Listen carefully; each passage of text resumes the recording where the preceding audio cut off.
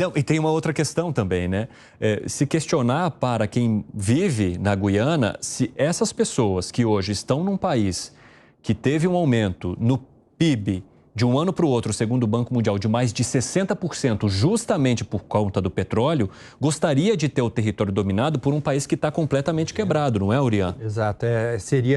Já se fala em que a Guiana é o país com o maior petróleo per capita no mundo. Exatamente. Porque a população é muito pequena, 800 mil pessoas, e muitos barris, bilhões. Eu queria, se eu puder comentar em relação às sanções também. Claro, por favor. Eu acredito que isso é algo bem desafiador. Não porque eu não concorde com as sanções. Defendi em várias ocasiões diferentes, por exemplo, em relação à guerra na Rússia, Ucrânia, acredito que seja, assim, uma maneira de você tentar estrangular a economia daquele país para enfraquecer a máquina de guerra e ela, de alguma maneira, colapsar e você conseguir parar de levar essa guerra adiante. Acontece que, em relação à Venezuela, eu acredito que é complicado. Por que eu digo que é complicado? Porque se a Venezuela chegou até esse ponto, e já existem estudos que falam que essa pobreza, essa crise humanitária que ocorre lá, metade disso é por conta daquelas sanções norte-americanas que foram agravadas depois de 2017, mas isso acaba de alguma maneira enfraquecendo, inclusive, a própria sociedade civil, o movimento de oposição do país que acaba sofrendo como um todo. E então, talvez o que devesse ser discutido na Venezuela não fosse apenas vamos aumentar as sanções, mas vamos tentar achar alguma maneira de enfraquecer o governo, focando em reformar as instituições.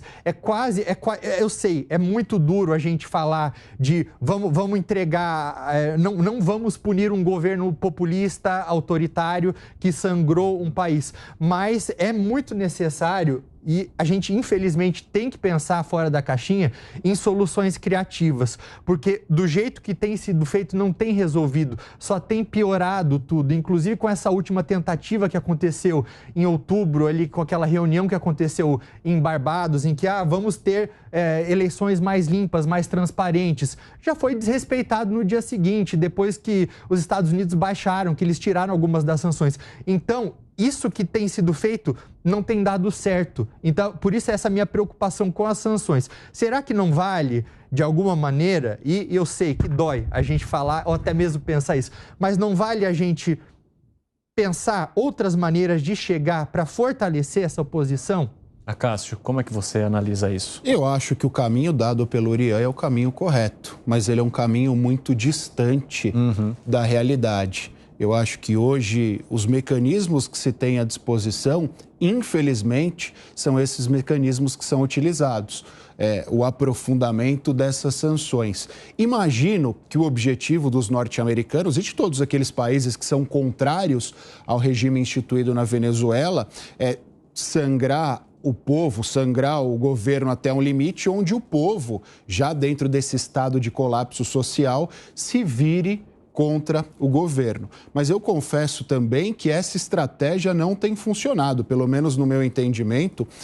O povo venezuelano está cada vez mais refém do governo do Maduro, está cada vez mais refém das medidas sociais que são utilizadas e são poucas as medidas sociais, então tanto um lado como o outro hoje tem poucas alternativas. Eu acho que a única alternativa seria o Maduro de alguma forma renunciar ao poder, o que já está comprovado por A mais B que não vai acontecer. Então eu acho que a questão da Venezuela e essa problemática da Venezuela, e especialmente a questão humanitária da Venezuela, vai perdurar ainda por um bom período, infelizmente. Kawaguchi.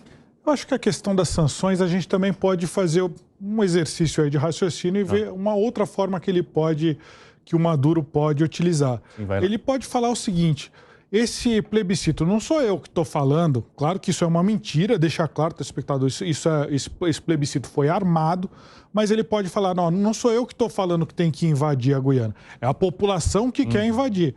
Aí ele chega para os Estados Unidos e fala assim, não, eu segurei aqui o nosso povo, eles queriam invadir, eu não invadi, tira as minhas sanções aqui. É toda uma questão, a gente não sabe. Ele se colocou numa posição muito difícil, o Maduro se colocou numa posição muito difícil ao fazer esse plebiscito. Eu acho que é de fato, como o Segré falou, ele estava enfraquecido, ele vai enfrentar eleições, de alguma forma ele quer essas sanções retiradas para ele conseguir que as empresas internacionais vão lá para a Venezuela e ajudem ele a prospectar aquele petróleo que ele não consegue fazer sozinho.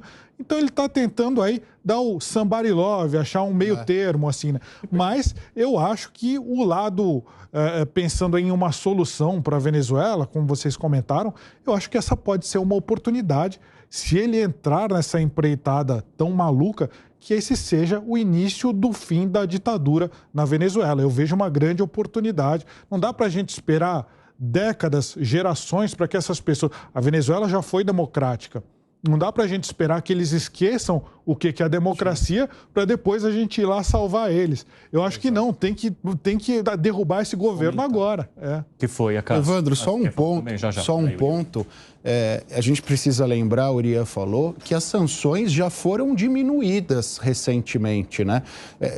Foram feitas especulações que essa diminuição das sanções à Venezuela aconteceu por conta do conflito no Oriente Médio. Se eventualmente nós tivermos uma crise do petróleo, a Venezuela seria uma alternativa. Então, acho que é um ponto que vale a gente reiterar. As sanções já foram diminuídas e recentemente, é coisa de 30, 40 dias atrás. Então, ele arruma toda essa confusão no momento em que os Estados Unidos e a ordem mundial já estavam diminuindo o tom em relação a ele, né? E nesse momento ele vai lá e reitera, ele aumenta o tom, ele puxa a faca, ele chama o conflito, que é uma coisa meio, sob o ponto de vista estratégico, maluca, né? É difícil a gente pensar isso sob uma ótica de racionalidade, a postura dele neste momento sob o prisma da racionalidade.